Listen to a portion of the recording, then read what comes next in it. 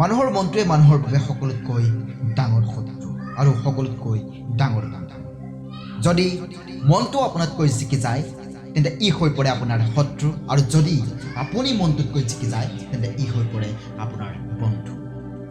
এটা উৰি থকা বেলুন যদি আমি ভালদৰে চাওঁ তেন্তে বেলুনৰ ভিতৰত যি হাৱা থাকে সেই হাৱাইহে বেলুনটোক উৰাই থাকে, বাহিৰত থকা ৰং বিৰঙৰ আৱৰণখনে নহয়। এইটো জীৱনত নিজকে সময় নিশ্চয় দিবা, কাৰণ তোমাৰ প্ৰথম প্ৰয়োজন তুমি নিজেই।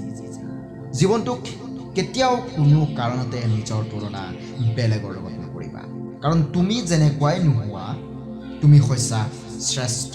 কাৰণ ভগৱানৰ প্ৰত্যেকটো ৰচনাই সৰ্বশ্ৰেষ্ঠ হয়, আৰু সেই ভগৱানৰ এটি ৰচনা তুমি নিজেও হয়। প্ৰত্যেকজন মানুহৰে নিজৰ প্ৰতিভা থাকেই, কিন্তু মানুহে নিজকে বেলেগৰ লগত তুলনা কৰি নিজৰ প্ৰতিভাৰ লগতে সময়কণকো নষ্ট কৰি পেলায়। ইমান দামীও নহ'বা যে মানুহে তোমাক মাতিব নোৱাৰে, আৰু ইমান সস্তীয়াও নহ'বা যে মানুহে তোমাক আঙুলিৰ আগত নচুৱাব পাৰে।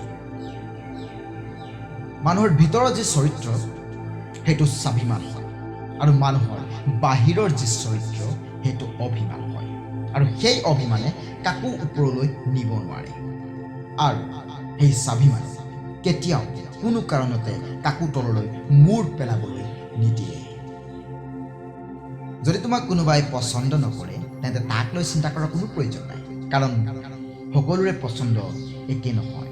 বেয়া অভ্যাস যদি সময় থাকোঁতেই সলনি নকৰা তেন্তে বেয়া অভ্যাসে এদিন তোমাৰ সময়ক সলনি কৰি পেলাব।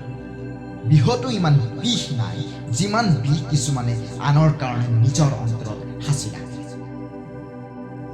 দেৰিকৈ হওক লাগে, কিন্তু জীৱনত কিবা এটা বনিবলৈ চেষ্টা কৰা, কাৰণ মানুহে তোমাৰ সময় আৰু তোমাৰ কষ্ট কথা নুসুধে, সুধিব তুমি কোন আৰু তুমি কি কৰা। এইটো জীৱনত সম্পৰ্ক সকলোৰে লগত ৰাখা, কিন্তু কেতিয়াও কাৰোৰে পৰা কিবা সহায় পোৱাৰ আশাত নাথাকিবা। ভাল মানুহৰ এটাই বেয়া অভ্যাস, আৰু সেইটো হৈছে সকলো মানুহকে সেই ভাল মানুহজনে ভাল মনৰ বুলি বিশ্বাস কৰে। কোনে কয় পইচাই সকলো বুলি?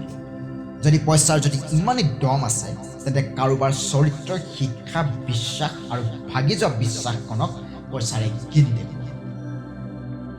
অহংকাৰত যি মানুহ ডুবি আছে সেইজনে না কেতিয়াবা নিজৰ দুখ দেখে আৰু না কেতিয়াবা আনৰ ভাল কামবোৰ দেখে। জীৱনত দুজন মানুহৰ পৰা সদায় দূৰত থাকিবা। প্ৰথম, যিজন জোখতকৈ বেছি ব্যস্ত, আৰু দ্বিতীয়, যিজন অহংকাৰী।